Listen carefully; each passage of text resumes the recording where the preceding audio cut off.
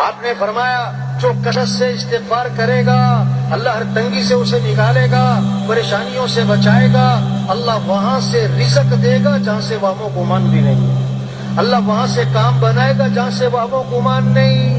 استغفار پر وعدہ ہے لولا تستغفرون اللہ لعلکم ترحمون، اور استغفار کیوں نہیں کرتے؟ اللہ کی رحمتیں آئیں گی۔ وما كان الله ليعذبهم وأنت فيهم وما كان الله معذبهم وهم يستغفرون۔ اگر آپ ان میں موجود ہیں نا، اللہ فرما رہے ہیں ان پر عذاب نہیں آئے گا، اگر آپ چلے گئے تو جب تک یہ استغفار کرتے رہیں گے ان پر عذاب نہیں آئے گا۔ استغفار سے مسئلوں کا حل ہے، پریشانیوں سے بچنا، کاموں کا بننا، استغفار کی کثرت۔ استغفار سے کیا ہے؟ ہمارے مسئلے حل ہوں گے، استغفار سے ہمارے کام بنیں گے۔ امام احمد بن حنبل رحمۃ اللہ علیہ کے بارے میں آتا ہے کہ اس سفر میں تھے، سفر میں نا رات ہو گئی، مسجد میں نماز پڑھی عشاء کی، ارادہ کیا رات یہاں گزار لو، انہوں نے کہا بھی مسجد بند کرنی ہے، مسجد سے باہر نکل جاؤ سارے، انہوں نے کہا بھی میں مسافر آدمی ہوں، رات ٹھہرنا ہے، کہ نہیں اجازت نہیں ہے، اپنا تعارف نہیں کروائے۔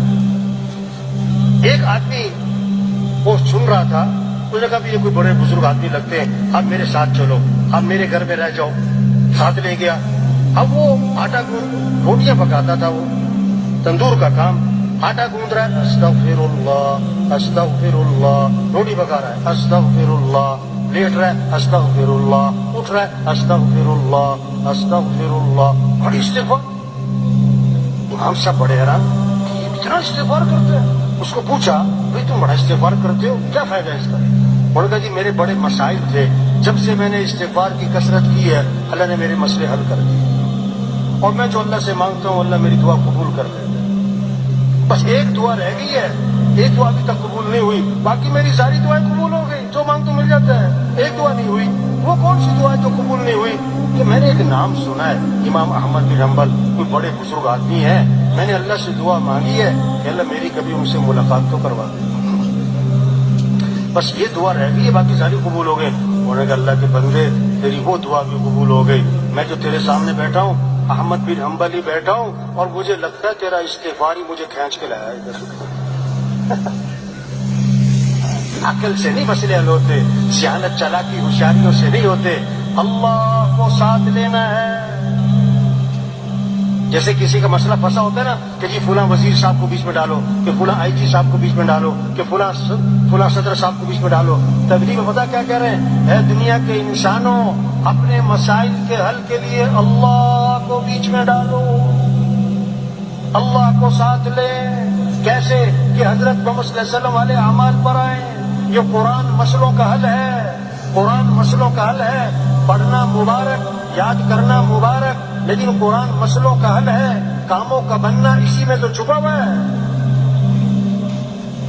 بوڑھی اماں دیہات کی رہنے والی، بیٹا پڑھ لکھ گیا، باہر ملک چلا گیا، اب وہاں سے وہ چیک بھیجے اماں کے لیے، ایک چیک آیا، دوسرا آیا، اب وہ چیک لے، اسے پڑھنا وڑھنا تو آتا کوئی نہیں، اس کو چومے اور اس کو چاٹے سنبھال کے رکھ دے۔ اگلا چیک آیا، چومے چاٹے سنبھال کے رکھ دے۔ اب جناب کئی سارے چیک گھر میں کھانے کو نہیں ہے، فاقے پڑے ہوئے ہیں، دوائی کے پیسے نہیں ہیں، ایک مسائل بنے ہوئے ہیں، اور چیک پہ چیک جمع ہو رہے ہیں۔ اب اس چیک سے فائدہ کیوں نہیں اٹھا رہی؟ اسے پتہ ہی نہیں اس میں ہے کیا۔ آج ایک طبقہ ہے جو قرآن کو چومتا بھی ہے اور قرآن کو رکھتا بھی ہے، اور قرآن بہت اچھی بات ہے قرآن، لیکن قرآن کو سمجھتا، قرآن کو سمجھتا، قرآن مسئلوں کا حل ہے۔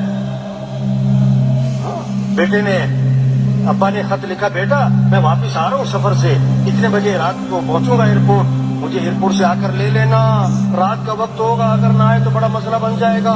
اب بیٹے کے پاس خط آیا، اس میں اس کو چوما اور اس کو ماتھے سے لگایا اور اس کو پڑا اور سینے سے لگایا اور سنبھال کے لپیٹ کے رکھ دیا، ایئرپورٹ لینے نہیں گیا۔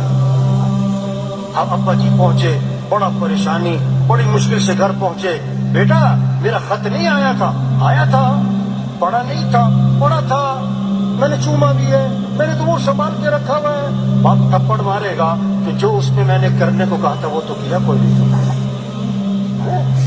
قرآن کو یاد کرنا مبارک، قرآن کو چومنا مبارک، قرآن کو پڑھنا مبارک، لیکن بھائی قرآن پر عمل کرنا ہے۔ اس میں مسئلوں کا حل چھپا ہوا ہے۔ اس میں کیا چھپا ہوا ہے؟ اللہ وجہ ما اصابکم من مصیبت فبما کسبت ایدیکم، جو بھی تم پر مصیبت آتی ہے قرآن بتا رہا ہے وہ تمہارے کسی گناہ کی وجہ سے ہے۔ ایک صحابی آئے، عرض کے حضور فلاں آدمی کا مال تھا، سمندر کے کنارے پانی کی لہریں آئیں، سامان بہا کر لے گئیں، آپ نے کیا فرمایا؟ جو مال بھی ضائع ہوتا ہے خشکی میں یا تری میں وہ زکات روکنے کی وجہ سے ہوتا ہے، زکات نہیں دی ہو۔ قرآن تو مسئلوں کا حل بتا رہا ہے۔ قرآن کیا بتا رہا ہے؟ مسئلوں کا حل بتا رہا ہے، پریشانیوں کی وجہ بتا رہا ہے۔ پہلی قوموں پر عذاب کیوں آیا ہے؟ اللہ نے ایک وجہ بتائی ہے، ساری قوموں پر عذاب کی قرآن میں ایک ہی وجہ بتائی ہے، فَكُلًّا أَخَذْنَا بِذَنبِهِ، ہم نے ان سب کو پکڑا ان کے گناہوں کی وجہ سے۔ ظَهَرَ الْفَسَادُ فِي الْبَرِّ وَالْبَحْرِ بِمَا كَسَبَتْ أَيْدِي النَّاسِ، جو بھی فساد ہے خشکی میں تری میں وہ انسانوں کی بدعملی کی وجہ سے۔ جب زکات نہیں دیں گے اللہ بارشیں روک لے گا، جب بے حیائی عام ہوگی، جب بے حیائی عام ہوگی، فحش چیزیں عام ہوں گی، فحش چیزیں عام ہوں گی، اللہ کے نبی نے فرمایا ایسی ایسی بیماریاں پیدا ہوں گی جن بیماریوں کے نام تمہارے بڑوں نے کبھی سنے بھی نہ ہو۔ ہاں، ایک صحابی آئے، عرض کے حضور رات مجھے بچھو نے ڈس لیا، رات مجھے بچھو نے ڈس لیا، آپ نے کیا فرمایا؟ اگر تم نے یہ دعا پڑھی ہوتی تو بچھو تمہیں نقصان نہ پہنچا سکتا۔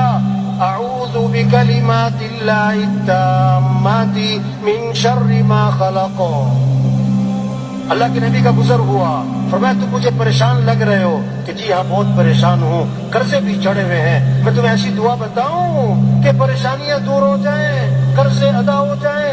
دعا بتائی، عمل بتایا کہ یہ پڑھا کرو، اللہم انی اعوذ بک من الہم والحزن واعوذ بک من العجز والکسل واعوذ بک من الجبن والبخل واعوذ بک من غلبۃ الدین وقہر الرجال۔ وہ صحابی فرماتے میں یہ دعا پڑھتا رہا، میری پریشانیاں بھی دور ہو گئیں، میرے قرضے بھی ادا ہو گئے۔ تبلیغ میں یہ محنت ہے بھائی، یہ اجتماع اس لیے، یہ کوئی میلہ نہیں ہے، یہ کوئی صرف برکت کی چیز نہیں ہے، برکت بھی ہے اس میں کوئی شک نہیں، ثواب بھی ہے اس میں کوئی شک نہیں، اصل چیز کیا ہے؟ بات کو سمجھنا ہے، بات کو سمجھانا ہے، اپنی زندگی کا رخ صحیح کرنا ہے، اپنی حیثیت کو پہچاننا ہے، اپنی ذمہ داری کو پہچاننا ہے۔ ہم مسلمان ہیں، ہم اللہ کو ماننے والے ہیں، ہمیں اللہ کی ماننی ہے، ہم حضرت محمد صلی اللہ علیہ وسلم کے امتی ہیں، آپ کے بعد کوئی نبی نہیں ہے۔ ہمیں کیا کرنا ہے؟ ہمیں دین کی محنت کرنی ہے، دکان بعد میں، دین کا کام پہلے ہے، دفتر بعد میں، دین کا کام پہلے ہے۔ ہمیں پہلے یہ محنت کرنی ہے، اسلام چمک جائے، اسلام چمک جائے، اللہ کا کلمہ بلند ہو جائے۔ دکانوں کے چمکنے سے مسلمان نہیں چمکے گا، کاروبار کے چمکنے سے مسلمان نہیں چمکے گا، دفتروں کے چمکنے سے مسلمان نہیں چمکے گا، اسلام چمکے گا تو مسلمان بھی چمکے گا۔ اگر اسلام نہیں چمکتا تو مال کی کثرت، چیزوں کی کثرت، اسباب کی کثرت، اسلحے کی کثرت، اس سے مسلمان کبھی نہیں چمک سکتا ہے۔